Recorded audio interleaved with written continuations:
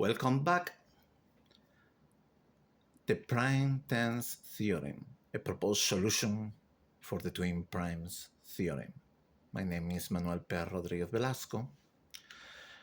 There is an infinite number of tens with 4 primes. I believe most mathematicians will say no to this, but I'm going to show you my explanation. We go to the creation of prime tens, how they are created inside the cycles. With the first cycle of 3 that has only one prime terms combined with the cycle of 7 to create another cycle. That new cycle, the cycle of 3 and 7, will have 3 prime terms. Will come another prime, the prime of 11, and will combine with the cycle of 3 and 7. So the 7 prime terms of 11 combines with the 3 prime terms of the cycle of 3 and 7. You will have 21 prime terms. And that's going to continue 189 in the next cycle, 2457 in the next one, in the 36,000s in the next one. The problem is that the length of the cycles grows faster. This is in tens, not in units, okay? So really grows faster. So the proportion of prime tens will be less and less in the cycle. In every cycle, they will have a prime ten in the middle, a column of prime tens in the middle, and in the sides, in the end and in the beginning, we'll have a prime ten in the second 10 of the beginning and the second 10 of the end. And you will have multiple iterations of that cycles, and will come another cycle with multiple iterations, but they will always have a line of prime tens in the middle. We can see here that the cycles act like a mapping of the real line of numbers, of the real numbers. So every gap, this will be the gap, that is the difference of squares from prime to prime, will be mapping a part of the line of the real numbers, right? So you can see that at any chance that a prime term gets close to the gap, has a chance to be on the line of numbers, of the real numbers. I calculated 2 gaps here. That's very easy for you, so I continue. But that's the formula of the gap length. So what increases or decreases the prime terms? Diminish in prime flips affected by the decrease of proportion of primes. That's on the increase of the presence of the prime terms. Decrease in change of the perfect cycle from one cycle to the another one, from one cycle to the next one. If the cycles can be changing less and less, I'm going to explain why that later. A gap increase, right? And what decreases the apparition of prime terms? Well, combination of non-prime terms with other terms increases distance between prime terms. Because at the beginning there is much more terms that they have numbers, that they are not prime terms, they combine more and more, and they're gonna appear proportionally more of them, and they're gonna pull apart the prime terms, even the twins also. And a flip of potential primes, an increase in proportion of length of new cycle to gap, okay? So that's the factors, but at the end, we're gonna have 2 equations that are gonna dictate what happens at the end. So new cycle can flip all tens in a continuous process. You're gonna have always combination of prime terms. You cannot stop that. It's a process of creating, making a space. And it's a process also very important that you're gonna have all combinations possible of tens, okay? All combinations possible of tens that I explained in the first video. most important tendency to stabilize and repeat cycles, approaching zero change. You imagine that if you have a prime that has all prime tens, that's impossible, but imagine that. If it combines with another prime cycle of a prime or a cycle of primes, you're going to have a repetition of that cycle. If this has 7 prime tens, it's going to repeat 7 times, repeating itself identically, okay?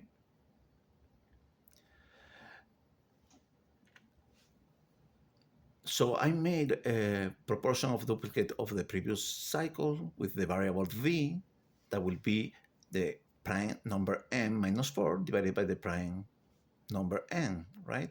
So for the prime number n7 will be 0.428, for the prime number 11, 0.636, and for the 101 we have 0.96 already. And for this big number, that could be very small, of course, you have 0.99999. So you're gonna be getting closer and closer to 1. In 1 you repeat the cycles. That will never happen, but you're getting closer and closer as you are going up in prime numbers. You can see that when you go up in prime numbers, you have more prime tens in the cycles of the prime numbers. So a combination, ideally combination, they're gonna combine the tens of previous cycles with the tens of the new prime numbers, and you will always have combinations of prime tens.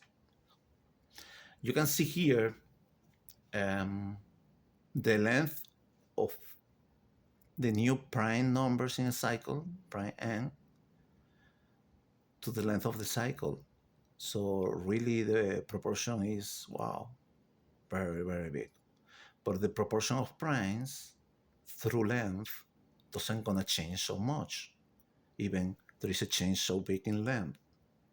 So you don't have to be afraid of such a big numbers, okay?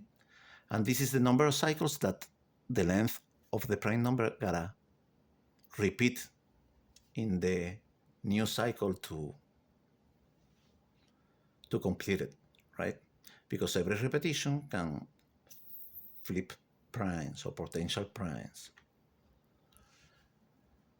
We have here 2 simple equations.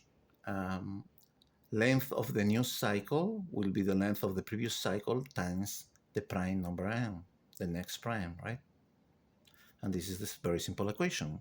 If we put the variable s as the number of prime tens until the prime n, where this will mean that the number of prime times in the cycle 3 through Pn, okay? So we can see that the new number of prime tens in the next cycle gonna be the previous cycle prime ten numbers times the next prime minus 4, because that's the amount of prime tens that will have the cycle of the next prime number. They're gonna join the cycle of all the other prime numbers. For example, for prime number 13, we will have the number of prime tens in the cycle of 3 through 11, that is 21, times 13 minus 4, right? We will have 189. We saw that already in the table before, right? So as prime goes to infinity, we can get rid of the 4 to do a comparison. And we have the equation of length. So the proportion of prime tens to the length of every new cycle is a constant, because they are multiplied by the same prime number. So they're gonna have the same proportion always. So it will be approaching a constant slope. Okay, this means that the prime tens approaches a constant distribution in the cycles as Pn goes to infinity, with a little increase in the distance between the prime tens of new cycles forming.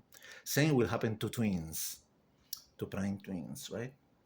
Because the equation of the proportion of prime tens to the length of the cycles always is from 0 to the length and the number of prime tens of the cycle. This looks like a very similar to the predicted 1 over log x. That's what I think. I'm not a mathematician, but mathematicians, so good as you are, you can say more about this and you can teach me, right?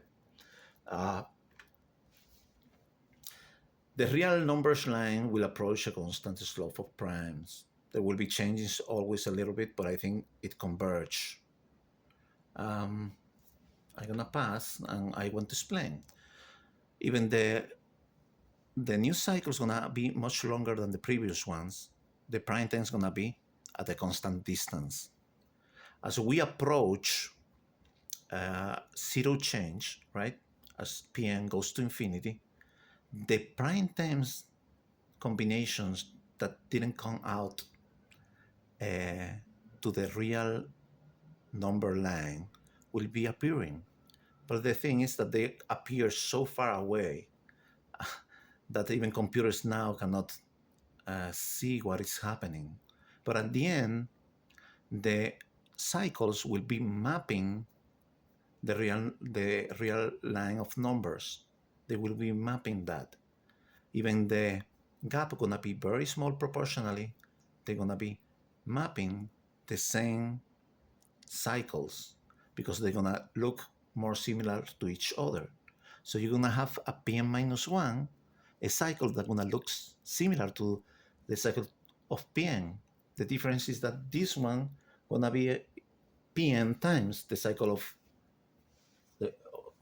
the length of the previous cycle, right? This one gonna be Pn times the length of the previous cycle, but they're gonna look more alike. So that's what I think. That the prime terms gonna be appearing always. We're gonna have an infinite number of them.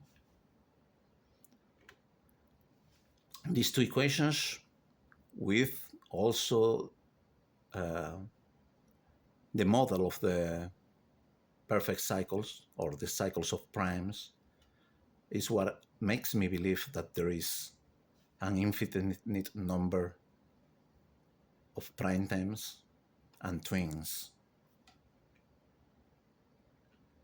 So I think how you see, I know that you have done a lot of equations for solving this.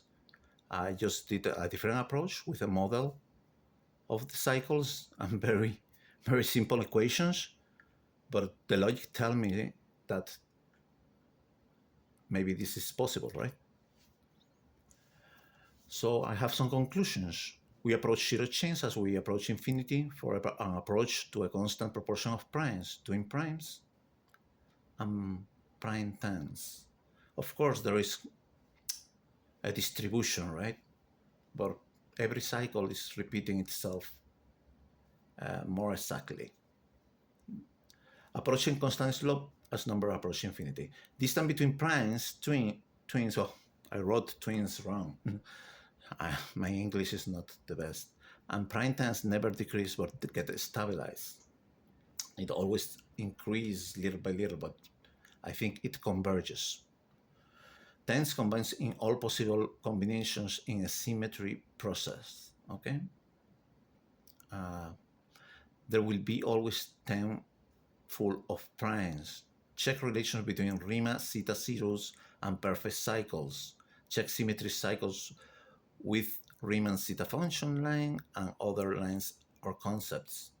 If I will make a guess, I will guess that the middle line of primes in the cycle will be the 1/2 line in the imaginary plane, right?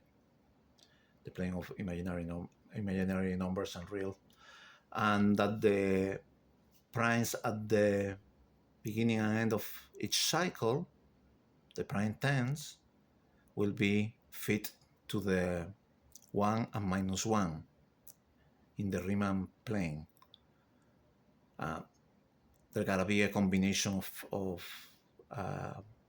equations that can relate one to each other, right? That's what I think. I can be wrong, of course. For sure, you know more than me about that. I really haven't studied the Riemann equations and the zeta zeros. I didn't study anything about that. I just did a different approach, and that's good because we have to see everything from different angles. And here you have two prime terms at big or small numbers. Depends how you see it. Prime numbers are a symmetric wave to infinity. Thanks for watching. My name is Manuel P. Rodriguez Velasco, mechanical engineer. Thank you. See you later.